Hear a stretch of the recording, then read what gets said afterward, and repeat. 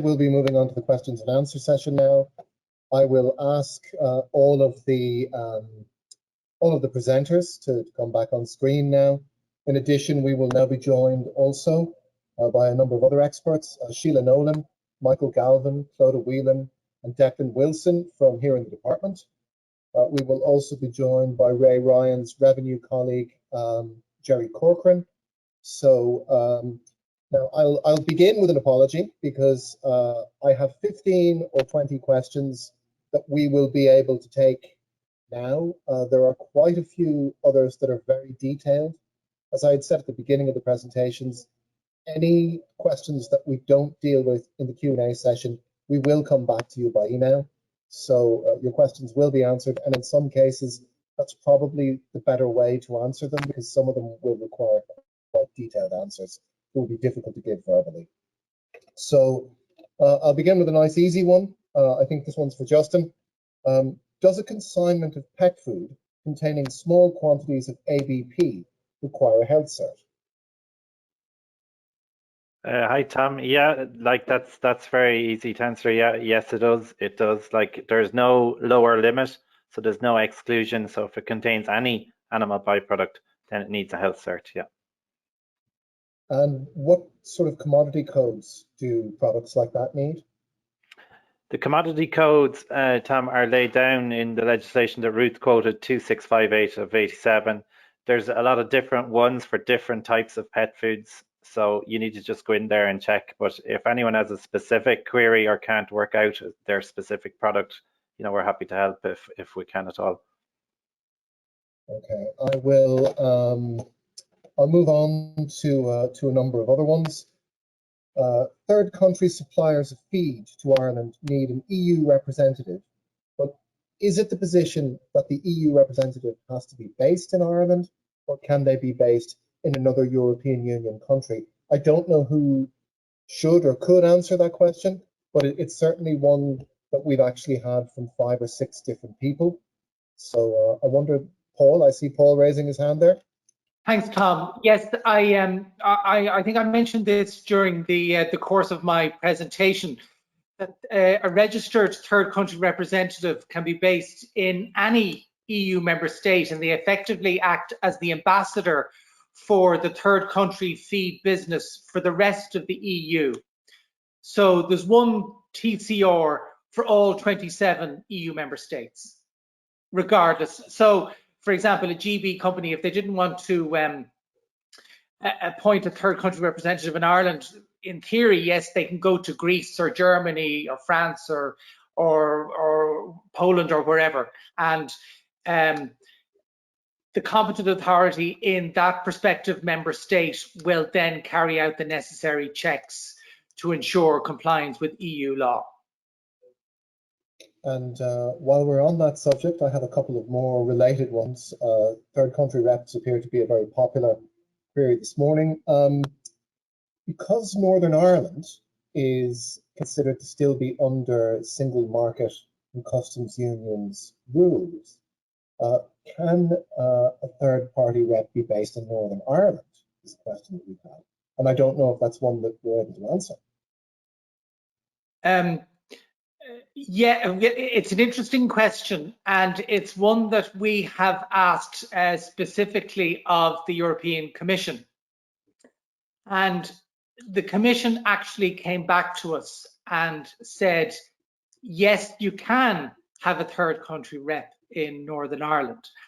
However, we have gone back to the Commission to query that because we don't think that is strictly accurate or correct, mainly by virtue of the fact that, as I've mentioned repeatedly, part of the role of a third country representative is to ensure compliance with EU feed law, and it allows the competent authority of a member state to go in to carry out on-the-spot inspections and official controls on that third country rep.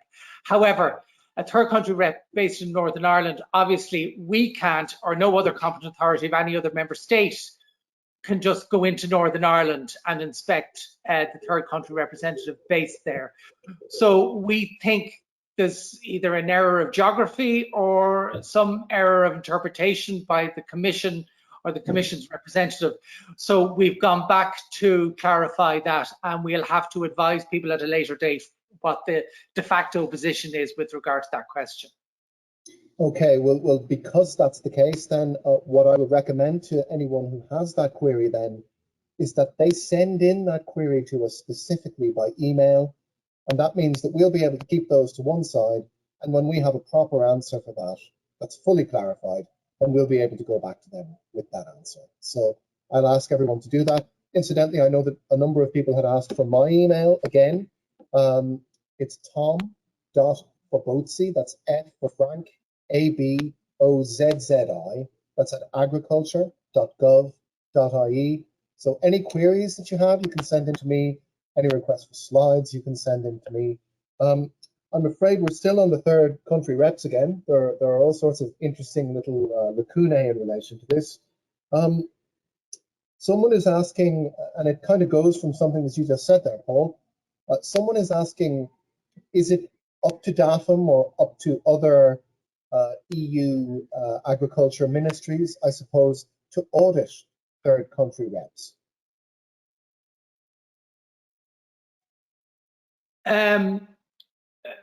Whatever about audit, I think I mentioned during my presentation, as part of EU Feed Law Directive 98/51 EC, is that a competent authority must be able to carry out on-the-spot checks of a third country representative.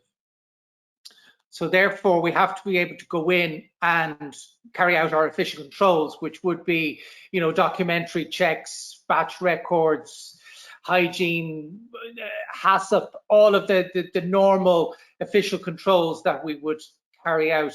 Now, whether that's strictly an audit or just a normal inspection, I could just jump in there. That colleagues might be able to assist. Yeah, I'll just jump in there. That audit is classed as one of the official controls. So yes, we will be able to audit, and any member state will be able, competent authority will be able to audit the third country reps. And it will be up to the relevant agriculture ministry or whatever to ensure that third country reps that are based within their country are compliant. Yes, and yeah, and just to add to that, I was going to say that what Paul covered in his presentation is what we as a competent authority in Ireland request. Other member states may have different requirements. So what we have presented are just the requirements for if you want to establish as a third country representative in Ireland. Okay, thank you very much for that, Sheila. I have a couple of simpler ones now. This is one I suspect which may be for John Higgins. If pallets of feed are loaded on groupage services, how does a GB supplier notify the date and port of entry when it's not known by the exporter? I'm guessing that the answer to that is that it's the agent who is actually responsible for that. But yeah, it's the operator responsible for the consignment has to do the shed P notification. But I'm not sure if that's the question now. No, I think it is actually. I think it's who is responsible basically for notifying. It's the operator responsible for the consignment, yeah, and it must be done 24 hours before it arrives here in the BCP. And the operator responsible is effectively the importer rather than the exporter. It can be the importer or an agent acting on the importer's behalf. Yeah, exactly. But in practice, in practice, it's someone here rather than the exporter from GB usually. Yeah, the operator responsible for the consignment has to be in an EU member state. Yeah, exactly. Okay, thank you very much. Here's one I'm not sure who this goes to. Why are ground nuts considered to be high risk?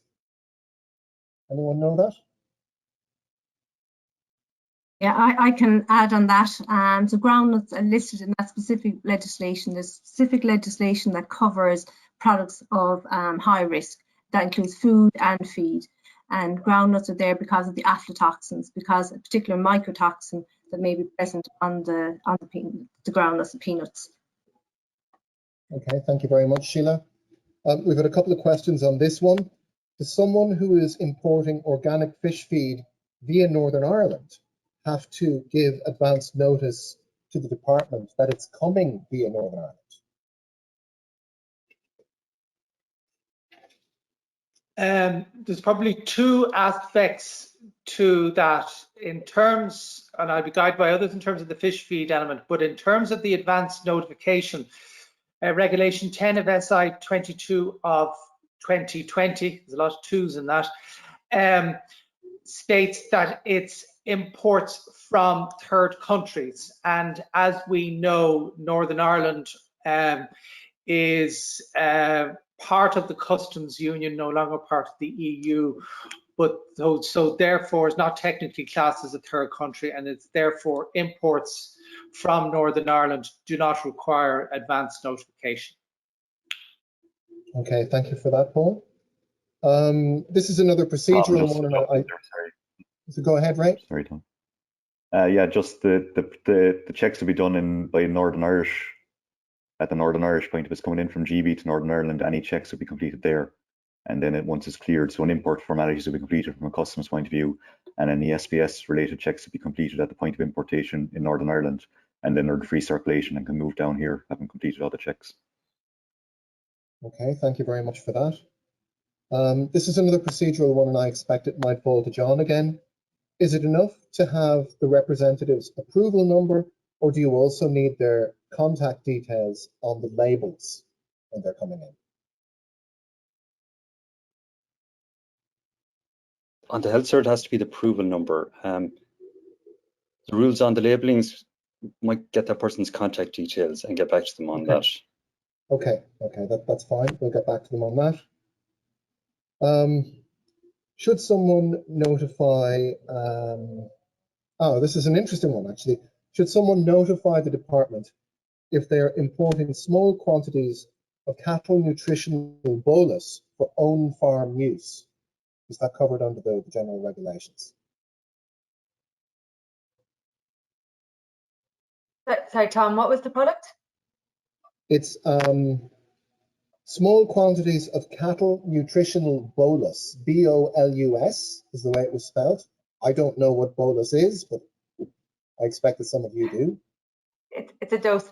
Yeah, it would really depend on what's included in that bolus. So if there are animal products included in it, then there are specific rules which apply to personal consignments.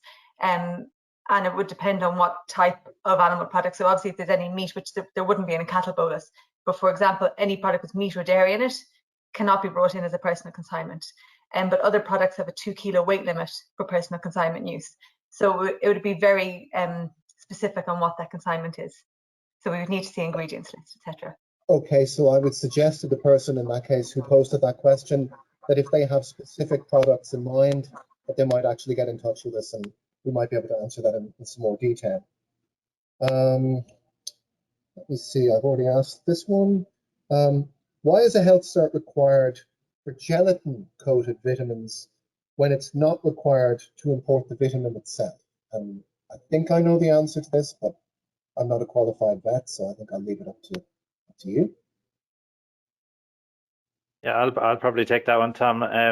The vitamin is generally not an animal byproduct, but the gelatin would be. So the capsule itself would be, and gelatin is usually derived from, there's porcine gelatin out there and other forms of gelatin, but usually porcine.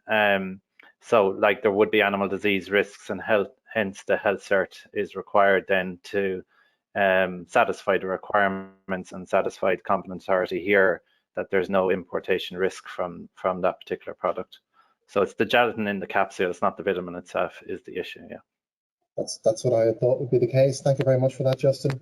Do health certs also apply with PAPs? I'm not entirely sure what a PAP is.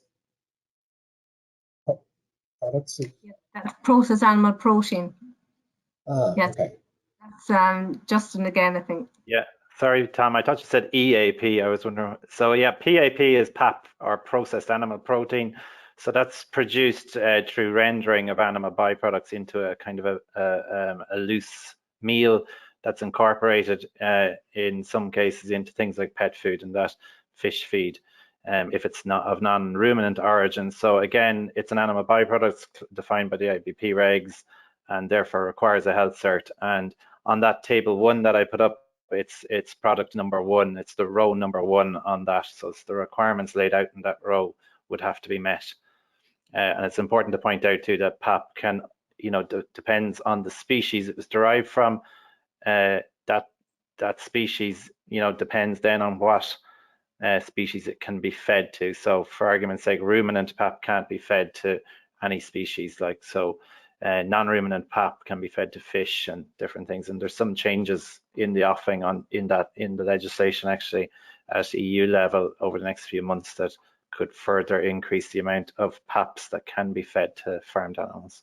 But a health cert is required under the current system, yeah. Thank you very much for that, Justin. And again, I'll just draw a reference to your table.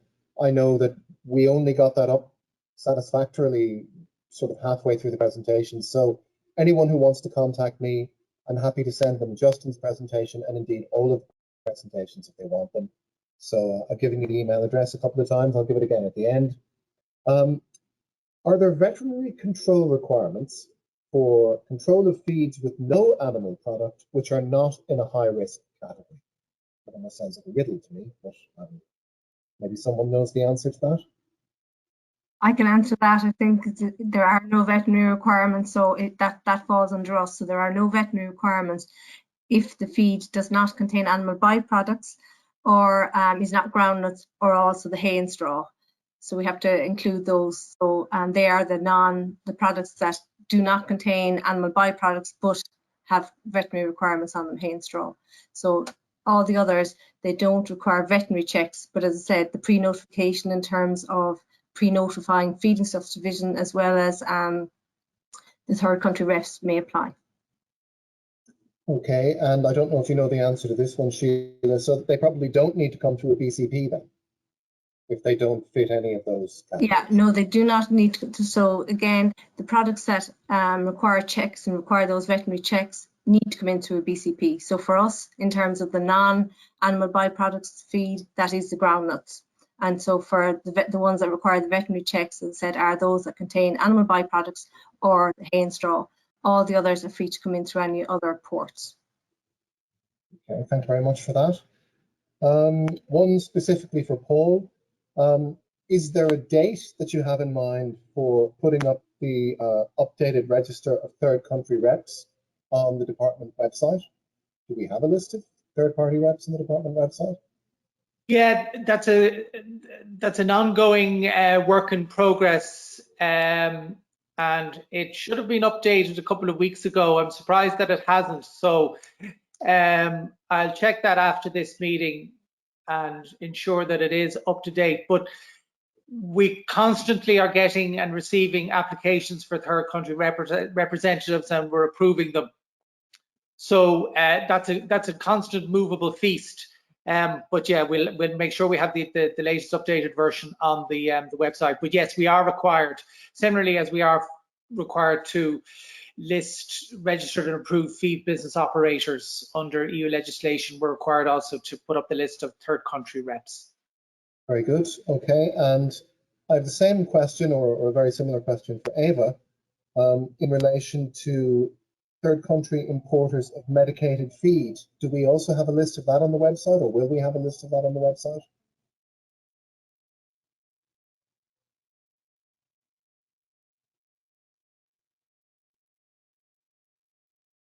I think you're muted, Ava. Can you repeat the question, Tom? Sorry. The question is just, do we have a list of approved importers of medicated feed on the website, or will we have a list of them? We don't currently, Tom, no. It's quite new, so this import of medicated feed from a third country is not something that's happened before. The licensing system we've only introduced very recently in recent weeks. So it's certainly something that we could look at if there's going to be kind of demand there. We do anticipate the volume of imports of medicated feed from the UK to be quite small. But no, there's not a list at the minute anyway, no.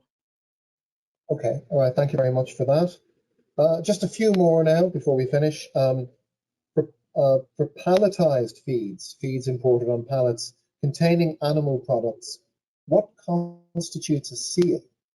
I presume it's the seal on the overall container. I'm guessing that this person is referring to a groupage load. Yeah, Tom, it's a seal on the container or trailer. So it wouldn't be a seal just on it itself. And there's a follow-up question for that. Who is responsible for the seal on the lorry and that the reference number on this seal matches the reference number on the health certificate? That's the ID, is it? The seal is applied in third country under the supervision of the competent authority there. So the vet will supervise that in the UK, and the seal number will be included in the health cert. So when it comes here to T7 in Dublin Port, the seal will be checked and we verify that matches what's on the health cert. Okay. So it's important that it's not tampered with or removed before it's checked by us. Absolutely. Yeah. The final one that I have, and again, I'll begin by apologizing. We have quite a lot of questions. We're not in a position to answer all of them. As I had said, some of them are quite detailed, and the detailed ones are probably better responded to by email, and we will engage to do that. Final one I have, I think this might be for revenue. Can GB entities be on the REX system?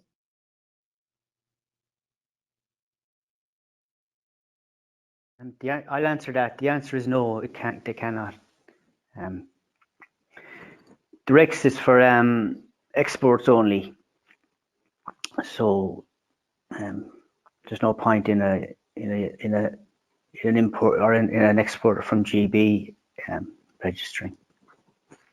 So it's only for exporters from Ireland. From Ireland to GB, yes.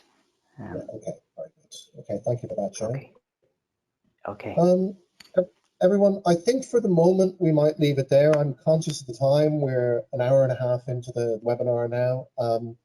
As I'd said, there are many other questions that remain unanswered, but we will answer those. We will put these presentations up on our YouTube channel for anyone who wants to watch it back. I would hope that those will be up again by Monday. Anyone who wants to contact me at tom.forbotsi@agriculture.gov.ie. I will send them on PDF copies of all of these presentations of slides. And it just remains for me to thank everyone who attended. We had nearly 400 of you live today, so that indicates quite a lot of interest. So thank you for joining us. And I'd also like to thank all of our presenters and panelists for their time and their input and their information. So thank you very much.